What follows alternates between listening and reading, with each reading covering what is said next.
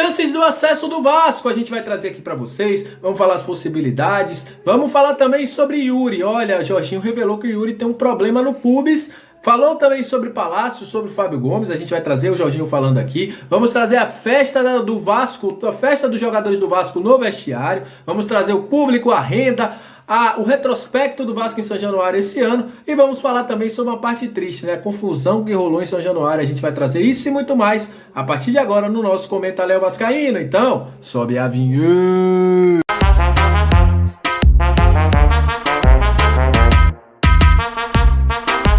Salve vascaínos e vascaínas, todo mundo feliz, todo mundo tranquilo. Meus amigos, que sufoco foi esse jogo, mas enfim, graças a Deus o Vasco ganhou. Eu mando aquele abraço para você que tá sempre junto com a gente, que curte, compartilha, que se inscreve no nosso canal, que dá uma moral, muito obrigado. Agradecer aos membros do canal, olha, tem muita gente chegando aí para virar membro do canal, já tá o link do grupo lá também. Muito obrigado, viu? Vocês são o principal combustível para que esse canal esteja no ar. E para você que tá chegando pela primeira vez, seja muito bem-vindo. Eu sou o Léo, aqui é lugar de análise, informação, opinião, tudo que envolve o Vasco tá aqui e é um prazer imenso ter você junto com a gente. E olha, antes de começar o jogo, de começar falando do jogo, gostaria de mandar um abraço para todos os membros aí que deram uma moral pra gente e falar sobre alguns jogadores, cara. Eu vou botar um lance aí na sua tela, porque esse lance pra mim, além daquele gol que o Igor perdeu, foi um lance que decidiu para o Vasco. Thiago Rodrigues. Cara, hoje ele resolveu virar o paredão que ele era, né? Voltou a ser o Thiago Rodrigues e foi muito importante pro Vasco. Outro jogador que a gente tem que salientar é o Palácios, que o Jorginho vai falar daqui a pouco, a gente vai trazer aqui. Bela partida do Palácios, distribuindo o jogo, mordendo quando tinha que morder, brigando quando tinha que brigar, baita jogo. E o Fábio Gomes, cara. Mesmo com toda a situação que rolou, inclusive o Jorginho vai falar nisso aqui, com tudo aquilo, com o vai da barca, com o New York Red Bulls procurando, com o Galo dizendo que não vai utilizar ele foi lá, entrou em jogo e fez o gol. Isso que é personalidade, o cara que entrou e fez o gol. E o Nenê também, né? Saiu do banco, mesmo no banco, voltou, fez o gol e foi decisivo para o Vasco. Enfim, mas para falar de Vasco e Criciúma, a gente tem que começar falando sobre público, né? O Vasco recebeu 20.342 pessoas, o público pagante foi 19.403 e uma renda de 640.314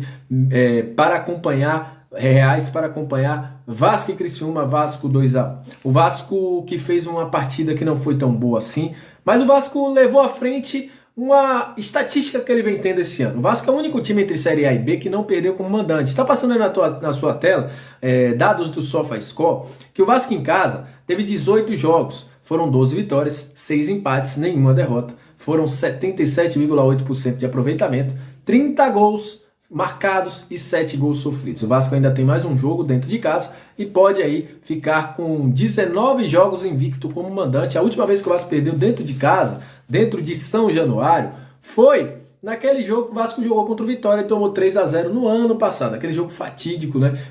Que o Vasco estava todo destroçado e acabou perdendo para a equipe do Vitória. Foi a última partida que o Vasco perdeu dentro de São Januário. E o Vasco vem aí com uma estatística também importante nas chances de acesso. O Vasco chegou a 98% de chance, a gente sabe que o Grêmio joga nesse domingo, pode chegar a 61% e garantir o acesso, mas o Vasco continua com 98% de chance, Bahia 96%, e o Vasco agora precisa de um empate para subir contra a equipe do Sampaio Corrêa. E os jogadores fizeram muita festa dentro do vestiário. E a gente vai trazer aí para vocês verem a festa que os jogadores fizeram, mas a gente também vai trazer daqui a pouco Jorginho falando e também um dado triste, né? Infelizmente teve uma briga fora do São Januário. Olha aí os jogadores comemorando.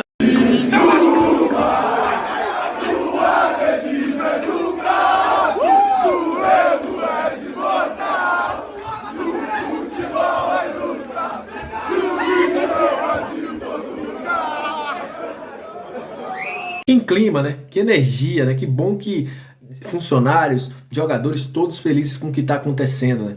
Falta pouco, falta muito pouco. E o Vasco, a 5 jogos invictos, consegue chegar nessa marca aí. Graças a Deus estamos chegando para o acesso. E antes de trazer o Jorginho falando, gostaria de registrar aqui as confusões que aconteceram em São Januário, né? Do lado de fora de São Januário. Não é inadmissível violência no futebol.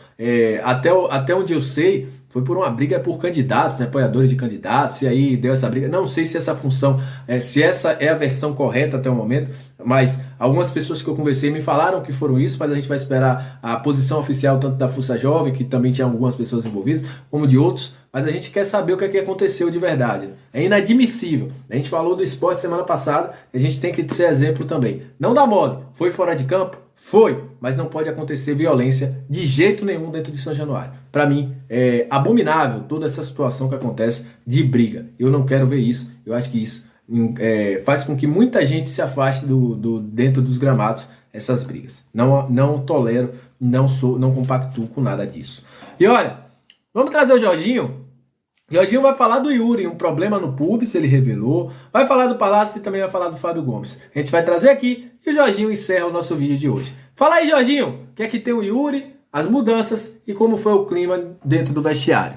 Organizar a equipe de uma forma que a gente pudesse superar o 4-3-3 deles na marcação. Eles estavam muito aplicados. O Criciúma é uma equipe extremamente aplicada, muito bem treinada pelo Tencati. Então, primeiro nós organizamos essa situação, porque a gente estava fazendo com que os nossos laterais recebessem esse primeiro passe, mas os nossos laterais estavam com um pouco de dificuldade no domínio já orientado, que a gente diz que um domínio para frente, para facilitar.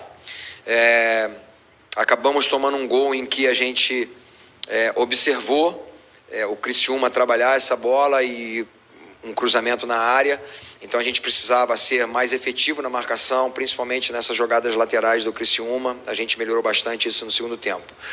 E aí sim, nós conversamos com os atletas em relação àquilo que eles têm feito, aquilo que eles não têm desistido. Lembrei também do jogo do Operário, que nós tivemos uma virada fantástica, e esse seria uma grande oportunidade dentro da nossa casa, que a gente precisava ter um equilíbrio emocional muito grande. Falei isso antes do jogo, falei isso no intervalo, e a gente fica realmente muito feliz por ter acontecido. Os jogadores que entraram, a gente já foi bem ousado já nas mudanças, entrando com o Figueiredo de lateral direito, colocando um meia como um volante. O Palácios, que deu um tom diferente ao jogo, realmente é um jogador muito qualificado, totalmente diferente do Yuri. A gente sabe que o Yuri é o guerreiro, é aquele cara que realmente assim, e tem jogado até certo ponto no sacrifício. Ele tem sentido algumas dores no pubis e ele tem realmente sido muito, muito corajoso e macho mesmo para jogar, e a gente agradece muito a ele por isso. E ele foi prontamente, já falei com ele, já descendo aqui pro vestiário, já na saída do primeiro tempo, falei para ele, cara, a gente precisa mudar. Ele falou, está certíssimo, professor, foi muito bom. Então o Palácios deu esse toque diferente, né? E a mudança, a entrada também do Tubarão, um jogador que vai muito dentro, um jogador que é muito bom no 1 para 1, deu essa possibilidade para o nosso time. Então a gente conseguiu construir mais. Depois a entrada do Nenê, a entrada do Fábio, né? A gente sabia que ia muito bom relatar a questão do Fábio, né? Eu fiquei sabendo, eu não vejo quase nada, não leio muita coisa, eu procuro focar no meu trabalho, mas fiquei sabendo que saiu uma lista aí de alguns jogadores que não estavam nos planos do próximo ano e tal. Então, assim, se o Fábio foi contratado para esse momento, ele fez por onde o que ele recebe e o contrato que ele recebeu, porque ele fez com que o Vasco desse um grande passo realmente para o nosso acesso. Então é isso, o artilheiro é feito disso, é feito de gols, a presença na área, um jogador grande, a gente sabia disso.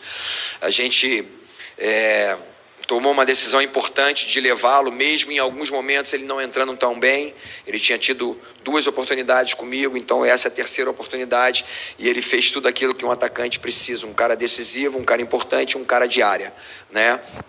E a entrada do PEC foi no momento exato. A gente sabia realmente que tentamos ali o Aguinaldo por dentro, tentamos o Aguinaldo por fora, um jogador que a gente sabe o quanto ele é esse jogador importante, que ele dá muita profundidade, um jogador extremamente veloz, e a gente precisava mudar um pouquinho, precisava nesse momento, com a entrada do Fábio principalmente, a gente precisava ter bola na área. Então foi o que aconteceu, não mudei o PEC, não botei o PEC do outro lado, falei, PEC entra pelo lado esquerdo, ele naturalmente entendeu, eu falei, é por causa do Fábio, eu falei exatamente isso. Então o PEC entrou na perna boa dele, foi o que aconteceu no segundo gol. Então a gente se alegra com isso, mas como eu falei, não conquistamos ainda o